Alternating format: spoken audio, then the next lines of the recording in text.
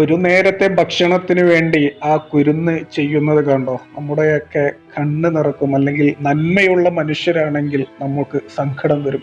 ഈ ഒരു വീഡിയോ ഒക്കെ എന്തിനാണ് ഞാനിവിടെ അറ്റാച്ച് ചെയ്യുന്നത് എന്ന് ചോദിച്ചാൽ, ഇതേപോലെ ഞാനും നിങ്ങളുമൊക്കെ ഇങ്ങനത്തെ ആളുകളെ സഹായിക്കാൻ വേണ്ടിയിട്ടാണ്. അത് നിങ്ങളെ ഒന്ന് ഓർമ്മപ്പെടുത്താൻ വേണ്ടിയിട്ടാണ് ഞാൻ ഇവിടെ ഈ ഒരു വീഡിയോ പോസ്റ്റ് ചെയ്യുന്നത്.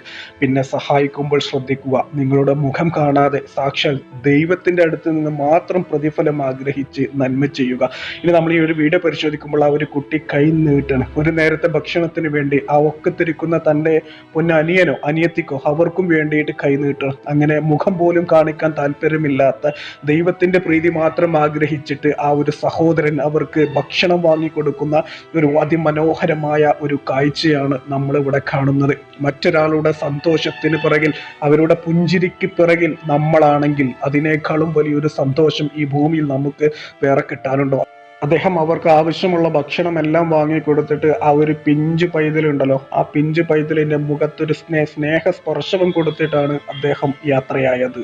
ഇവിടെ അദ്ദേഹം നാലാള് കാണാൻ വേണ്ടിയിട്ടാണ് ഇത് ചെയ്തത് എന്ന് നമുക്ക് പറയാനും കഴിയില്ല. കാരണം അദ്ദേഹത്തിന് മുഖം അദ്ദേഹം കാണിക്കുന്നില്ല. ഇതുപോലത്തെ മുഖം കാണിക്കാതെ സഹായിക്കുന്ന, ദൈവത്തിന്റെ അടുത്ത് നിന്ന് പ്രീതി ആഗ്രഹിച്ച് ചെയ്യുന്ന ഒരുപാട് പേരുണ്ട് കേട്ടോ. അവർക്കെല്ലാം നല്ലത് മാത്രം വരട്ടെ എന്നുള്ളത് ആത്മാർത്ഥമായിട്ട് പ്രാർത്ഥിക്കുന്നു. വീഡിയോ ഇഷ്ടപ്പെട്ടാൽ ഒരു ലൈക്കെങ്കിലും ചെയ്യുക.